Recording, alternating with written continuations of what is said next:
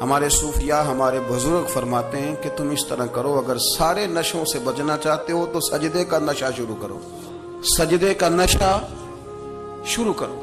یہ نا اقبال کہتے ہیں عطار ہو، رومی ہو، رازی، آپ بات کو سمجھیں، عطار ہو، رومی ہو، رازی ہو، غزالی ہو، کچھ ہاتھ نہیں آتا بے آہ سحر گاہی۔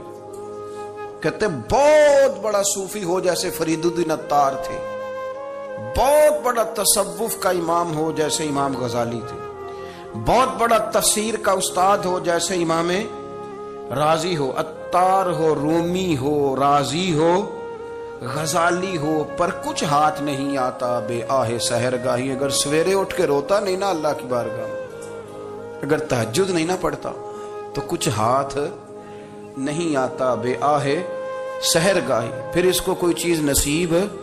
میری بات کی سمجھ آ رہی ہے آپ حضرات؟ جب تک آپ سویرے نہیں اٹھتے، آپ اللہ اللہ نہیں کرتے، آپ کو نوافل کا چسکا نہیں، عبادت کا مزہ نہیں، فرمایا میری عبادت کرو، یہ شوق پیدا کرو، میں نے تمہیں پیدا کیا ہے۔ ہم لوگوں کے نشے مختلف نشے، بڑا عجیب رنگ ہے۔ محفل کی صدارت کرنے والے بڑے پیر صاحب، بڑے القابات، بیچ میں سے بندہ تلاش کرنے سے بھی نہیں مل رہا، اتنے بڑے لقب ہیں اس کے، لیکن وہ سج سنور کے 2.5 گھنٹے بیٹھا رہا محفل میں، اور نماز کا وقت آیا تو اس نے مختصر سی پڑھی، وہ نکل گیا، وہ ہلکے سے سجدے کیے۔ اتنا بڑا عشق رسول، نعت خواں، ہو کیا بات ہے، اور عشق رسول کا بہت بڑا پیغامبر، بہت بڑا مبلغ، وہ بیچارہ سمجھ ہی نہیں سکا کہ اللہ کے رسول نے فرمایا تو نماز پڑھ میری آنکھیں ٹھنڈی ہو جائیں گی۔ تو یہ نشے کے عادی تو ہیں پر حقیقت کے قائل نہیں ہیں۔ یہ بس ٹھیک ہے، خوابوں کی دنیا میں لوگ زندہ ہیں، پر جن کو یہ جو نشہ تھا نا عبادت کا، یہ میرے رسول پاک کی چاہت ہے، یہ میرے نبی کریم علیہ السلام کی۔ آپ دیکھیں نا حضور مہینوں جا کے غار حرا میں بیٹھتے، کیا وہاں تبلیغ کرتے تھے؟ کوئی کتاب لکھتے تھے؟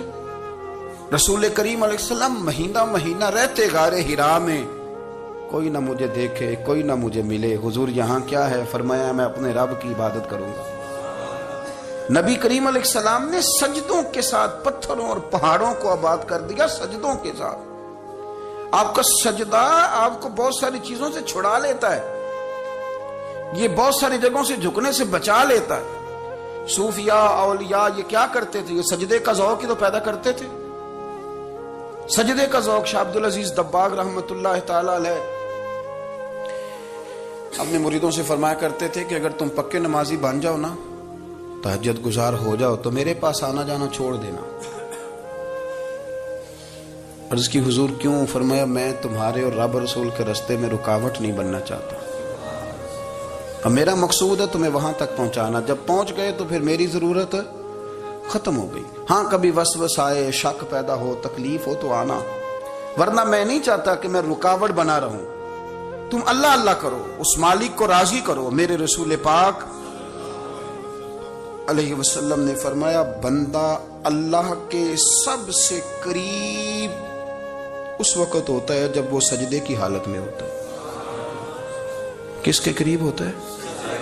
اللہ کے سب سے قریب ہوتا ہے، وہ بڑا نیڑے ہے رب کے، بڑا قریب ہے، اس لیے کہ وہ حالت سجدہ میں، وہ جب سجدے کرتا ہے نا اس کی بارگاہ میں جب جھک جاتا ہے۔ آپ ذرا سجدے کی کیفیت دیکھیں نا، زبان بھی یہاں ہے، آنکھ بھی یہاں ہے، کان بھی، عقل بھی ساری، اس نے سارا کچھ رکھ دیا سجدے۔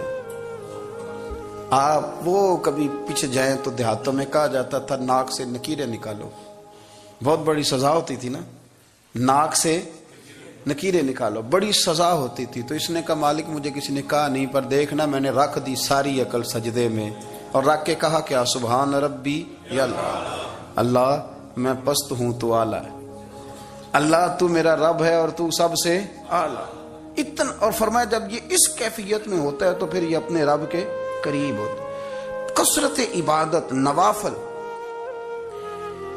ہمارے ہاں عمرے کی قرآن اندازی محفلوں پہ ہونے لگ گئی ہے، حالانکہ حدیث سے ثابت نہیں۔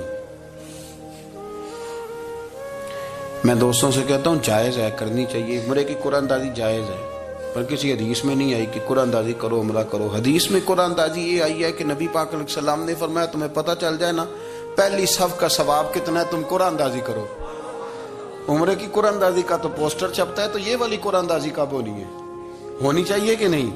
حضور نے فرمایا تمہیں پتہ چلے کہ اس کا ثواب کتنا تو تم قرآن اندازی کرو, تم قرآن ڈالو. جب آپ نماز پڑھ رہے ہوتے ہیں, جب آپ کا مصلی آباد ہوتا ہے, صلاح الدین ایوبی ایک بزرگ سے ملاقات ہو گئی, بیت المقدس پر قبضہ تھا عیسائیوں کا. تو صلاح الدین بڑے پریشان تھے. بابا جی کہنے لگے پتر کیا ہوا؟ کہنے لگے حضور پتہ چلا ہے دشمن کے 2 بحری بیڑے اسلحہ لے کے آ رہے ہیں. مسلمان پہلے ہی کمزور ہیں, اور اب اگر 2 بحری بیڑے اور آ گئے تو حضور مسئلہ بن جائے گا.